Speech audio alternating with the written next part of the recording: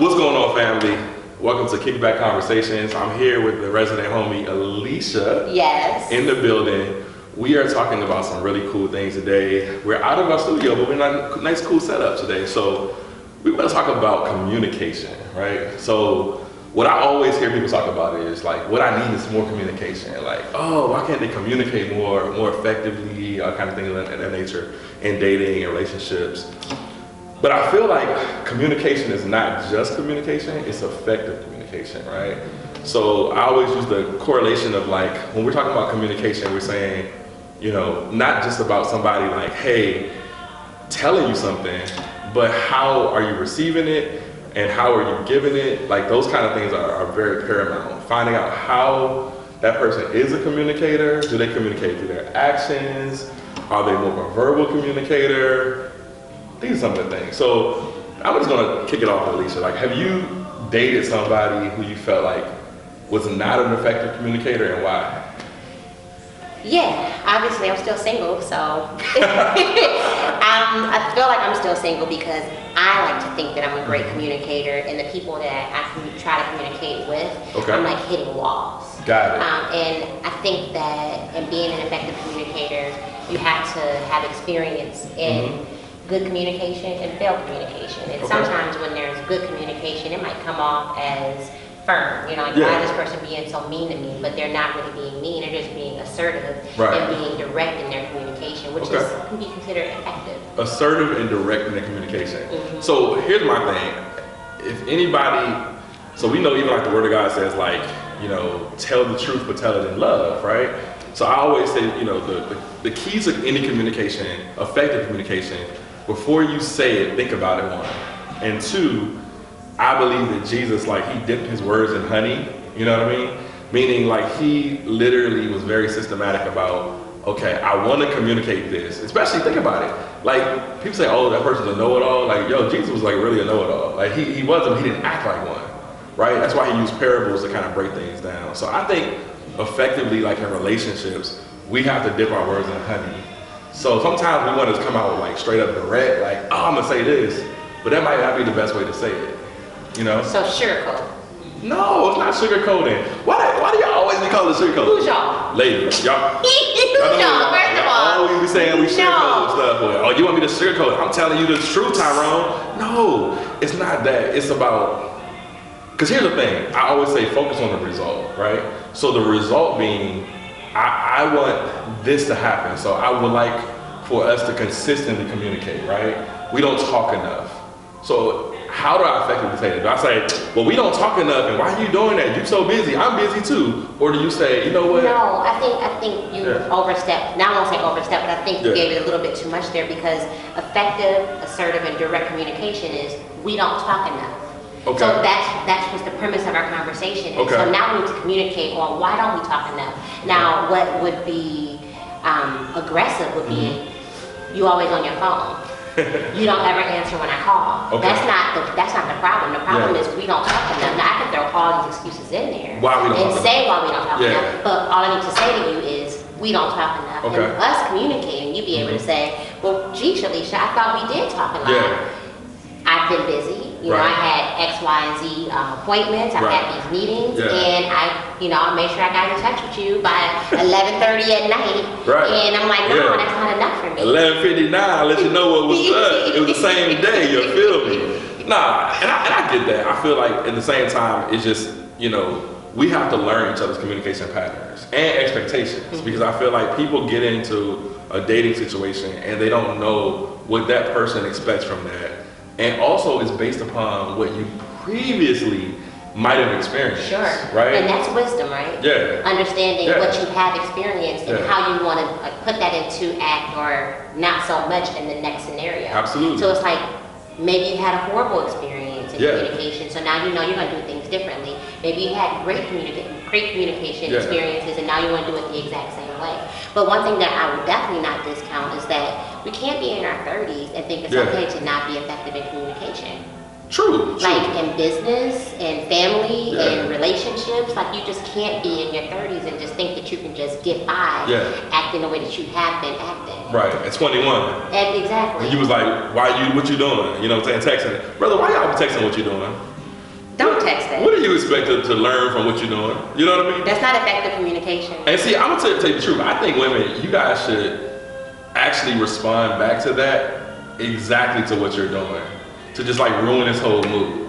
You know what I mean? But I mean, if you ask be like, me I'm putting cream on my face. I'm about to go to bed. I just put my hair wrap on. You don't know that's me. what I'm doing. You don't know me because that's what I would say.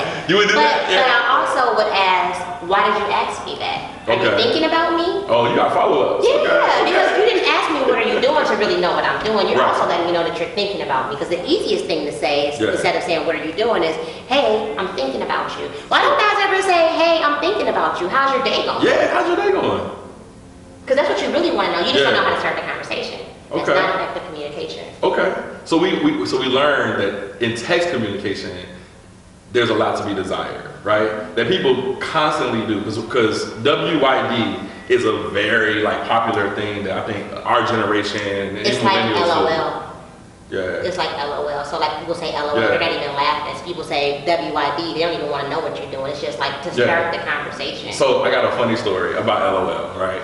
So, and this goes into communication, right? It's funny to you. It's hilarious to me. So I have a family member. I'm not gonna name his name. Shout out to this family member. I love you, man, but I'm gonna put you out there. So this family member was like, yeah, man. Oh yeah, you know, when I'm dating and stuff, you know, I send a little message to the young ladies, you know, good morning or whatever, you know, LOL. Good morning, LOL? Yeah, it's like good morning with some roses and then LOL. So I was like good morning with roses and then like I don't understand. Lots of laugh? He was like, nah, LOL, don't that stand for lots of love? He legit thought LOL stood for lots of love.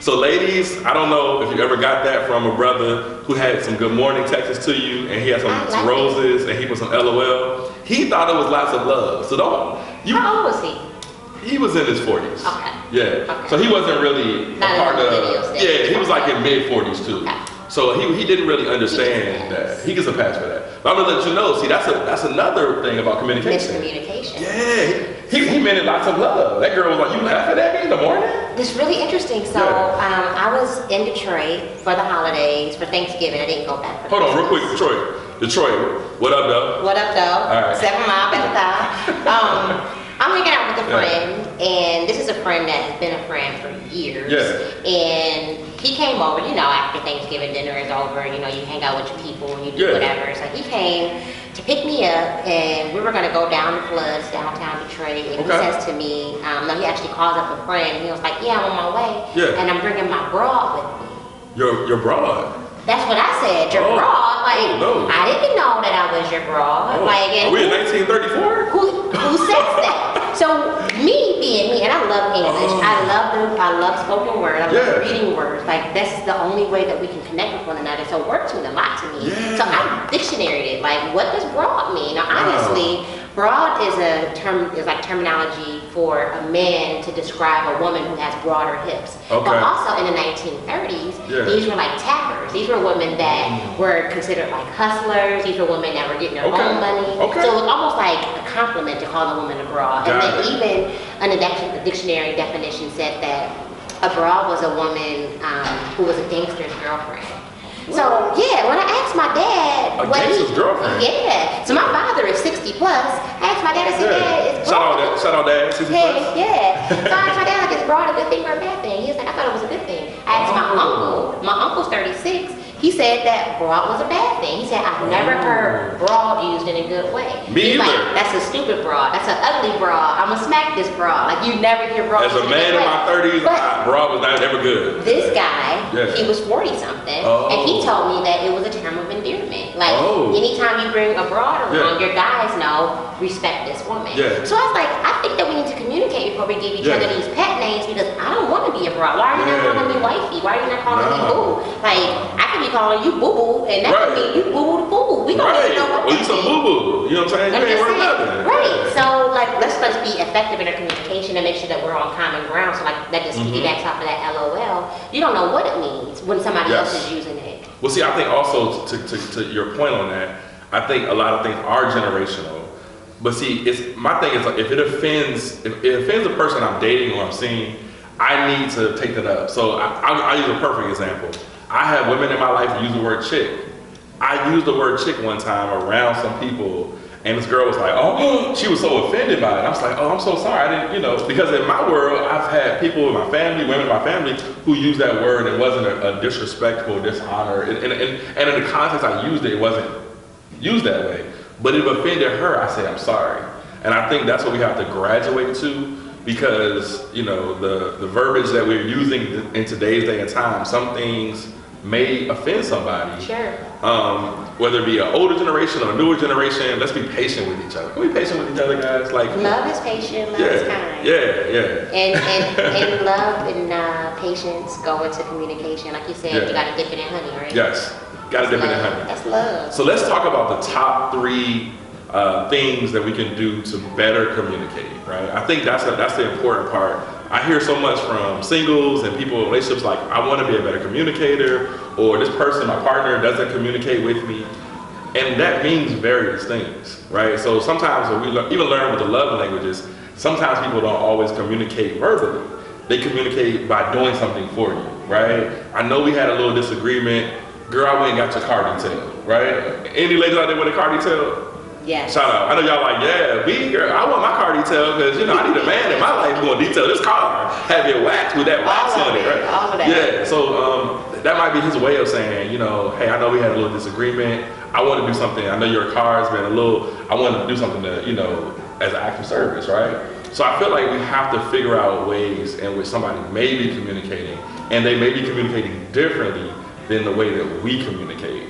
Right? So most people want people to operate and act the way in which we act. And we wasn't all raised the same. So no. Everybody acts different. So I'm from Detroit. Yeah. You're not from Detroit. No. So the way I act is going to be different than the way you act. Shout out Chocolate City, baby, Washington, D.C. I'm from the district. You feel me? The DMV. I learned that word. Bama. Oh, yeah. Bama. We got we got some John, is John D.C.? Nah. No. Mo. Yeah. Mo. Like, what up, Mo? Yeah. So, but no, I feel like effectively communicating, it means different things to different people. Mm-hmm. So again, it goes back to setting the table, setting an expectation, saying, hey, how do you want me to communicate with you, right? Does that mean that we talk every day? Does that mean we text every day? Does that mean we talk a few times a week? Like, I don't think you can put time on it. I think when you start trying to itemize communication, that's when it makes it a chore or a task. I think it needs to be organic.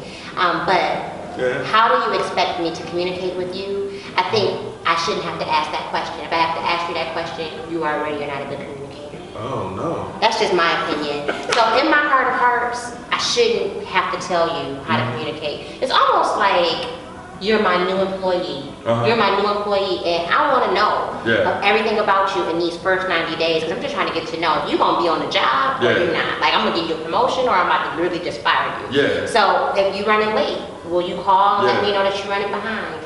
If you don't feel well at work, you're going to sit there and you're going to be frumpy at work, or you're going to let me know that something's really going on with you.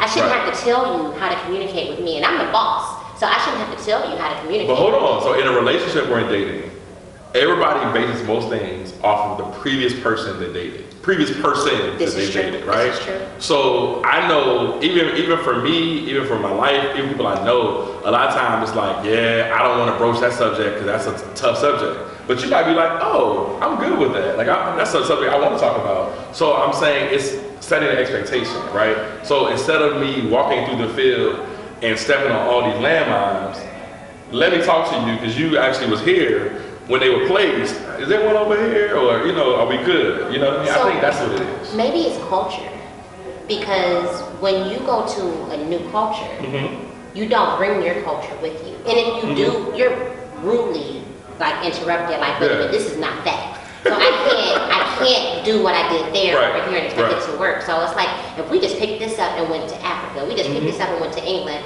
we gotta drink our water with our pinkies up. But the expectation is different because you're looking at it from a vantage point. I'm going to a new land. And this is so, like you were just saying, you can't base this new situation off of your previous. No. Yes, you have experience, but you cannot think that this is the exact same. Like, I'm telling you, I'm the boss at this job. You've never had no 6-figure job before.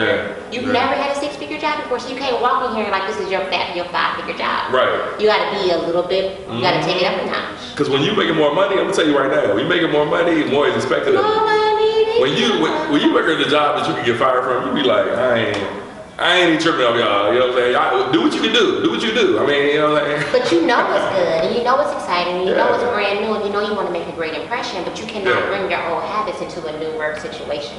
So, okay. So, how do you feel like men can be better communicators to ladies? I think that men can be more vulnerable in communication. I also think that men can be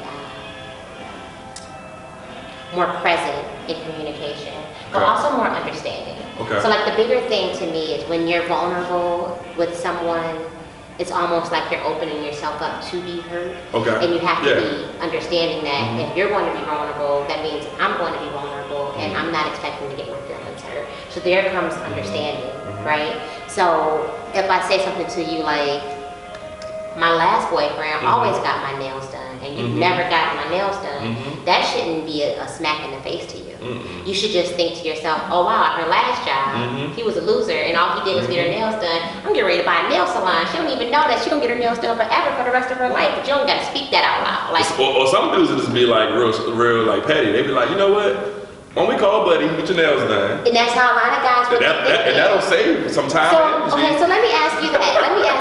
Is that a level of understanding, or is that just too much communication to say, well, I liked it when I get my nails done because my last boyfriend always got my nails done? All right, so case in point, I feel like if you can list what you like without putting another person attached to it, right? Sure. So I'll give an example. If I go and we're in the mall and we stumbled across some like perfume, right? And I'm like, oh, try this perfume, put this perfume on. My last girl wore this and it just drove me crazy. You'd be like, I don't want this perfume. It could be the best perfume ever, right? It could be the number one over in Paris, all the rage, like everybody. But you don't want it no more because it's attached to a memory of an ex, right? That's how I attach to it. So my thing would be, hey, try these different perfumes, see which ones you like. What do you like? And then maybe we come to a consensus of like, okay, I like that, you like that too, and I like that on you. People are afraid to create new memories. They want to live in the past. But I also think that it's almost like a manipulation too. So if you already know that you like this perfume because it drove you crazy with your ex-girlfriend, and you're literally putting this perfume on my face going, hey, do you like this? You're not giving me the background of the perfume. So that could be manipulative. So yeah, so you were saying wisdom. Why do you feel like wisdom is so important right now? And why do you feel like people are missing out on wisdom in this generation? I think that in our generation, we don't recognize wisdom. We don't respect that we are wise. We all come with experiences. We all know what we know. You know what you know. I know what I know. You also know what you don't know. I know what I don't know. And I think that wisdom and communication is really important in this day and age because you know what you know and you know what you don't know. And when you know what you know, it can influence the way you act or react. And when you know what you don't know, it will influence the way that you act or react. Yeah. So I think that's really important. Okay. Yeah. So how do you feel like wisdom has guided you in like dating, relationships, and those kind of things? I have really been able to keep my cool. I've been able to just really come to an own. So there's Alicia. So who's like the girl who doesn't keep her cool? What's her name? Ace Boogie. Ace Boogie. Okay. Ace Boogie does sound like that. Ace Boogie sounds like she turned some stuff up. She the girl. A little bit when I came in, and I was like, so you just gonna be late? Yeah, you was like, oh wait a minute, hold on. I was like, wait a minute, she about to do set it off. And I was like, effective communication. Yeah, you see the hand move and everything. So I met Ace Boogie earlier. This is Alicia. I'm glad, she just put the. Pleased to meet you. So I think what I've learned too, ladies, y'all have an alter ego. Like y'all have that we ain't taking this kind of thing, but you try to, but wisdom tells you, hey, it's not best to go there. And the fact that now we're coming back full circle, yeah, I think it makes sense now to me that this is wisdom, being able to apply this to this situation. When I want to pop off, dipping it in honey and being calmer, coding things with love, saying things with kindness, understanding, empathy, being patient, being present, listening, not listening to respond, but listening to understand. These are all things that come into dipping it into honey, right? Yes. So before I respond and go, you was late because, I can go, oh, I'm so glad you made it. Yeah. I'm so glad you made it safely. Yes. You know, I sat here and I waited for about 20 minutes before you let me know that you were running behind. In the future. Shade. See that ain't dipping in honey. That's a little shade undercover. You call it shade. You want something that is assertive and effective communication. Because in the future, I would prefer if you would let me know if you're running behind. Because I could have done something different in my 20 minutes than sit here and wait for you. But guess what though? That allows for people to be better, right? When you convey that, communicate that, give space for that person to be better the next time. Sure, exactly. Right? Exactly. So I think a lot of times we make assumptions like, oh, well they did it. No. State what you don't like. Say, hey, you know what? I didn't appreciate that. You know, blah, blah. Hey, the person apologize, move on, and then give them space for the next time. Because I feel like a lot of times we don't give people space to ever mess up. Sure. We feel like people have to be perfect, and that's why we have anxiety, that's why we have stress, and all these different things that we're dealing with as a society. Not just social media causing that, but I mean literally the pressure of having to be perfect or be this or be that. And I heard, I think Will Smith talked about it on the Breakfast Club recently. Him and Martin Lawrence were on there doing their thing, and he was just saying how there's your like character of yourself, but then there's the real you, and sometimes you're always trying to live to the character of you.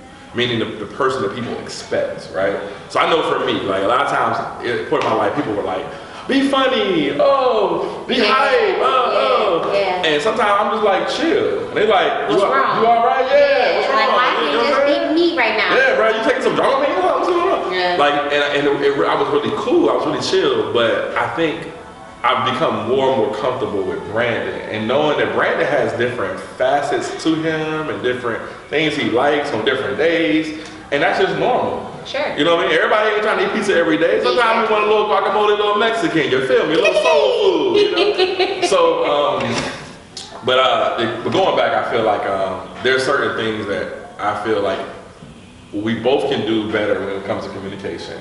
I think for guys, I'll say the thing that I notice a lot when it comes to communication is the expectation that we know is on your mind. We don't. Like sometimes, I've heard, even with people I've dated, they're like, you should know this. And I'm like, how? Yeah.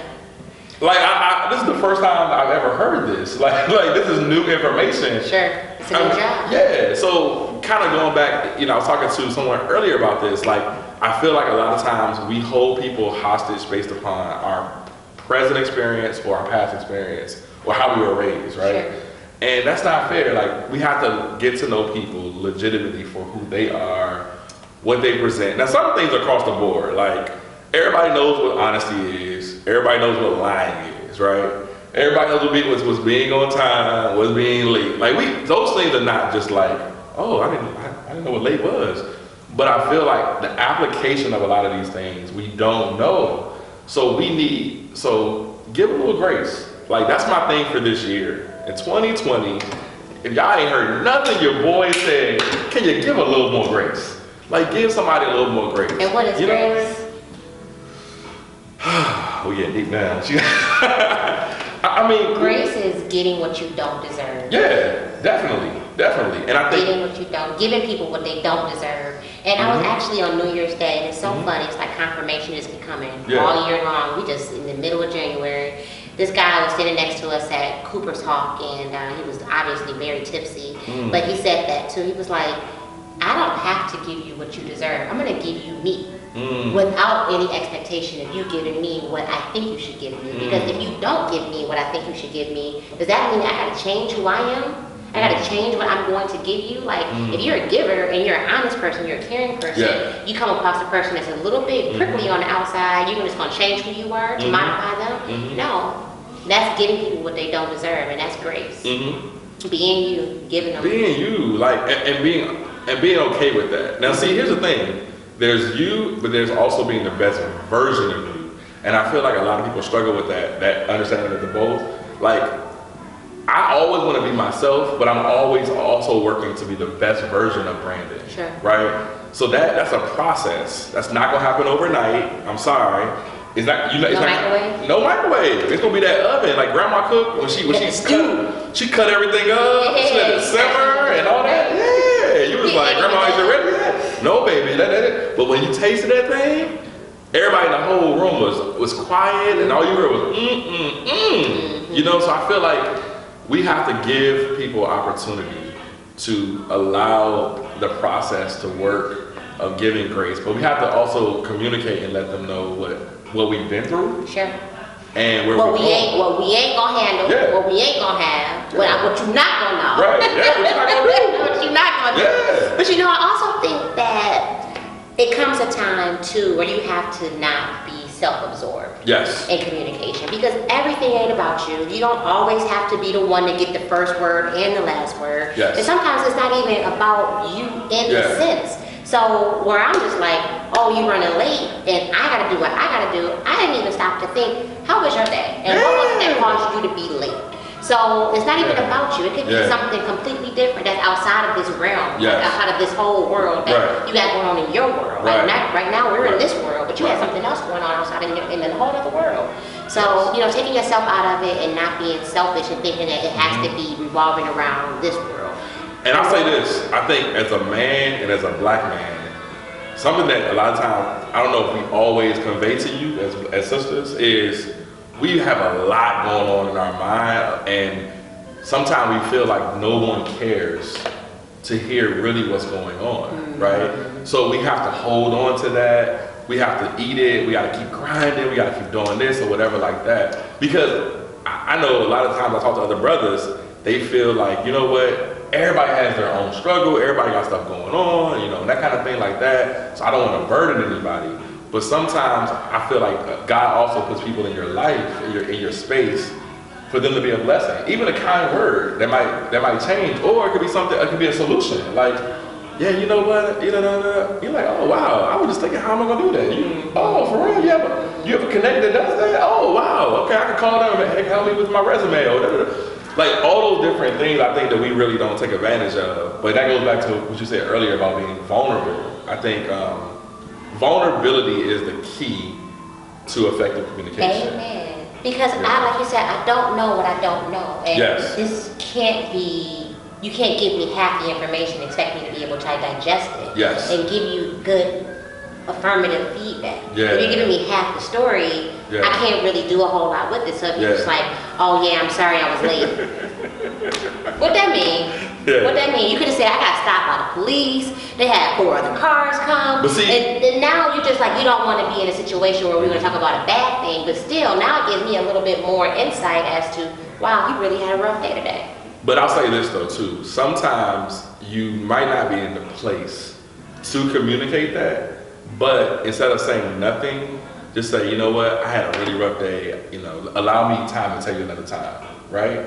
It might, because you might, it sounds like you are always in a place of like, I'm gonna say my truth right now, this is what happened, or whatever, you know. And some people, it takes them time to unpack it. So, but at least you know, like even in relationships, people might get an argument, and I hear this all the time from ladies, oh, this is my man, he always shutting down on me, right? He doesn't communicate. Maybe if he just said, you know what, babe, I'm going through a really rough day. I want to talk to you about it. I just want to talk about it right now. Let's talk about it. Can we talk about it tonight? You know, or can we talk about it in the morning? You know, you see what I'm saying? That gives time and space so that you're respected, where it's not like, oh, I don't know the statistics on this, but I'm gonna throw this out here. I feel like more men are dying from systemic ailments than women because men hold things in. So my granny Dorothy, God rest her soul, we call her old black Dot. Dot will tell you some truth, and she would say, it's better out than in. Because if you leave it in, it's going to eat up at you. And another thing she would say is, don't give it more than 20 minutes of your time, so that you let that fester inside of you for a whole 7 hours, and now you gotta relive it again at night. Right. Why would you just not let that out? So maybe that's a part of me being so vulnerable. Right. Like, I'm gonna tell you, like, I had 4 patients today, and they were on my last nerve. So now that I got that out, I can move past it. I don't have to keep reliving it and just let it fester on the inside of me. So I don't know that I'm healthier than you or vice versa, but I know I don't keep stuff bottled up inside because I know that's gonna kill you. But it's expectations. Stress and all that extra anxiety gives you ulcers. But it's expectations though. When you're dating somebody, it's how they process something might be different than how you process it. So we have to understand each other, because remember, we all want everybody to process the things the way that we do. Even if it's in our subconscious, we kind of want people to operate the way we operate in many things, right? You know, shout out to grandma. She's giving some great advice. You know what I mean? And you know what? I feel like that's where I get my wisdom from. Yes. And then she would just say what you mean what you say, and don't say it mean. So why would I just not say what I mean? I gotta sugarcoat some stuff? No, I'm gonna say what I mean and mean what I say, but I don't have to be nasty about it. No, but I'm gonna be direct. I'm gonna be direct. And I already Dorothy will tell you. She will tell you. Yeah. Your pants too tight. Oh, great. Like, Granny. She was Granny. So we're gonna get you guys out of here on this. I want to talk to you guys and just give you some information on how we can best process this with communication. So you might be dating somebody, it might be early stages, maybe you just went out on two, 3 dates, maybe you're like in the middle of a relationship and you're still having some, maybe you just met your husband, who knows? Right, hey! Yeah, you don't need my husband? Shout out Nia Long. Jeez, talk about shade. I mean, Nia Long, she's a married woman too, she's much older than me too. Not, well, you know, from what I was reported, I don't know her age, but you know, from what's reported. But everyone said Nia Long like the girl next door. I had a lot of neighbors in my life. I've never seen a girl like that next door to me. Shout out. But anyway, I just feel like to put a close on it, I think what we can do better as men and women, we can look at how we can communicate better, ask questions, set expectations of, you know, as we talk, but also not bring in past things to a present situation to impact your future, right? So I feel like we really have to do a better job of just saying, you know what, like, and sometimes it's better to say, I don't know. You know what I mean? I don't know. Like, it's a lie. Don't be lying. Well, I don't, look. Because if you know, put some words on it. Have an emotional vocabulary, men. But I'm saying, and women, say what you feel. Don't say you don't know, and don't just say I'm okay, I'm alright. No, say what you mean and mean what you say. But we just said about people having anxiety to be perfect or having that pressure. Sometimes you date the wrong person if you feel like you gotta be perfect. No, but I'm saying maybe it's better to say, you know what? That's a good question. I don't really know. Maybe I haven't unpacked that yet. Let me get back to you. Because I really haven't thought about it. Don't put off tomorrow what you can do today. Don't put off tomorrow what you can say today. But maybe I need some more time to unpack it. I like to think if you ask me a question I've never been asked before, I might not have a direct answer. You can give a general answer. You can come back with a follow-up and go, you know what? I thought a little bit more about what I said last night, and now I feel like I can give you a little bit more on that. Can we talk about that again? But don't just say I don't know. Y'all see Alicia Tuff right here, you know what I'm saying? 7 Mile, Better Thou. Them brothers, I'm telling you, that's why. Still single. Yeah, but see, I don't know. Did they meet Alicia or did they meet a Boogie? Because I'm all the same girl. You're going to like it and you're going to love it. Well, guys, we appreciate it. Thanks for having me, Brandon. Absolutely. You know, high five. We're in the kickback conversations. We're on the kickback couch, just chilling. Brandon Scott here with Alicia. We're so happy to have her. Hopefully we helped you today understand how to better communicate as you're dating, in your relationships, and wisdom. You know, we definitely want you to do that. So peace, and we'll see you soon.